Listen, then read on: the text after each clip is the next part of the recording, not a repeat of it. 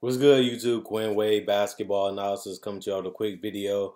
We're gonna talk about Zach Lavine, one of my favorite players, going back to Bulls. He got offered a 4-year, $80 million max contract from the Sacramento Kings, and the Bulls offered it so quickly. I mean, they matched it so quickly. They didn't even give it 48 hours. They didn't even have to think about it.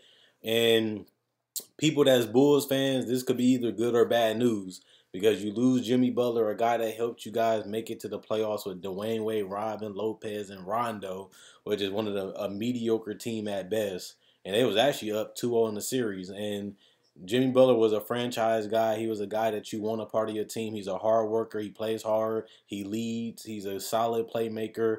A guy that can take over, a guy that can play elite defense, and a guy that can create his own shot, whether it's in the post up, the pull up, or get into the basket. Um, that's a superstar. He's one of the top 15, top 10 players in the league, depending on who you ask. And you get a two-way player back in Chris Dunn, who has a lot of potential. He showed that he is an NBA player. He just can't stay healthy right now. But he has improved. He has got smarter. He has become more of a point guard instead of just a scorer that plays defense. He never was really known as a playmaker. He's shown a lot of signs of being an actual point guard this season. But we don't talk about Zach Lavine. This is a guy that I told you, hold your horses. Y'all didn't lose the Jimmy Butler trade because Zach Lavine was averaging 20 also. But Zach Lavine was doing it in the Western Conference. Yes, I will admit it that it was empty, but you have to put that into context too. The fact that Andrew Wiggins, Karl Anthony Towns, and Zach Lavine all was averaging 20 points a game shows you that he can play. He averaging 20 points with other players that's getting over 15 shots a game, and he still was able to get his 20. The reason why he averaged 18 points a game by the end of that series, which is 18.9, is because he kept getting injured during games, and it dropped his point per game numbers down just because he played in that game. And since he didn't finish, his numbers went down because of it, because he didn't get to 20 points before he got injured or plus. So he is a 20-point scorer. Remember, the best guards in the NBA are in the Western Conference. It's hard to make an all-star team in the West because of the difficulty of the guard play. And he was able to do that, and he wasn't even in the league for 5 years at that point. He was still young, and he's still developing. He only played 4 NBA seasons, and 3 of them was with the Wolves. And every single season, he has improved points wise. He averaged more points. He's giving you over 38% from three the last 2 seasons in Minnesota. And on top of that, he's a decent free throw shooter, an 82% free throw shooter for his career, a 37 3-point shooter for his career. He also gets 3 rebounds, 3 assists, a guy that can be a combo guard. He can play some point. He can play some shooting. He can handle the ball and create his own shot. He does need to improve in the pick and roll with his decision making, knowing when to score, knowing when to pass, knowing when to be athletic, and knowing basically change of pace. He's a guy that needed a lot of polishing. I'm not going to lie. But like I'm telling you guys, trust and believe in this process because the ACL was just so out of nowhere. Don't really worry about what he did last year with the Bulls. He had to learn and get chemistry with his teammates. He had to find out what they like, where they like to be at. They had some clogged up floor spacing too. Plus, on top of that, he came off a significant injury, a major injury that has ruined careers or slowed down a lot of players. He didn't shoot the ball efficiently, but he has a whole offseason to work on his game, get some more strength in that knee, get some more practice, get some more time to gel with his teammates since he's going to be there for a while because it's a 4-year deal. I think the Bulls should have gave him the 5 years. They could not agree on any terms, so he ended up signing an offer sheet with the Sacramento Kings, which forced the Bulls to either let him go for nothing or match the offers and keep him and allow him to play out his career with the Bulls as long as they want to, because he can get traded or he can just become a free agent after the 4 years. So this is a guy that I'm very high on. He got a lot of intangibles. He's 23 years old. He'll be 24 years old once the season ends next year. His birthday is in March. So this is a very young guy. This guy going to be 24, and he already averaged 20 points a game almost in the season. So you got a sniper. You got a guy that can create shots for others. You got a guy that can get to the basket at will. And if he gets there, he's an 80% free throw shooter. A guy that can shoot off the dribble. A guy that can also be clutch. He knocked down big shots in his career all the time, whether it's from the three-point shot or whether it's coming off of a mid-range jump shot. His pride and his ego is one of his biggest downfalls, but you need that type of confidence if you want to be great. The bad shots you have to take because you need to take them in the late in the shot clock when you don't have that as much opportunity. He's a guy that can knock down those shots. He's a guy that can knock down contested shots. He's a guy that he just amazing. It just he hasn't been able to put it all together, but he's 23 years old, so it's no rush.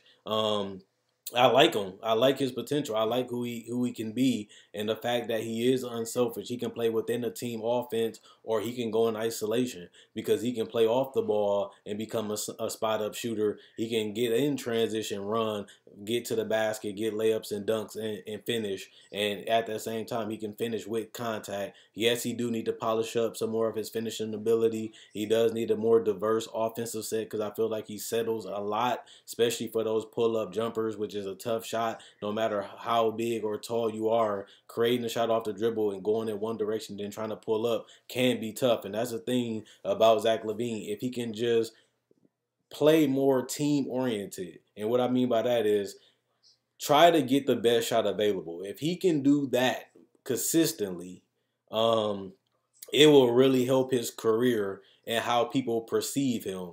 Because a lot of people think of Zach Lavine as a chucker. Even if you go back to his college days, he took a lot of tough shots, a lot of bad shots. Even though he was making them, it wasn't a good look to other teams because it makes it seem like you have a me first hero ball mentality. And I think that that's something that he's going to have to clear his name with if he wants to be a champion, if he wants to be on the biggest stage, which is the NBA Finals. He's going to have to find a way to be unselfish too. Kevin Durant is one of the most influential players of this generation. You see a lot of guys saying they want to be Kevin Durant. The thing that makes Kevin Durant so special is not because he's 7 feet that can handle the ball and shoot. It's because he can play on and off the ball. He can create his own shot anytime he wants to. He can knock down any shot on the court from any distance. But it is his ability to make the right play, whether it's scoring or passing, while also being a spot up shooter and a guy that can cut to the basket and do the little small things that add to success, like setting a screen, like spacing the floor, like moving around. Those little things make you harder to guard, makes the defense stay honest because they always got to watch you. They always looking at you, and that will actually help his field goal percentage. If he gets out there and run a fast break and get some dunks, knock down some spot up threes, he'd get a couple backdoor cuts, set some screens for people to get a distraction and get a mid-range jumper, run off some screens.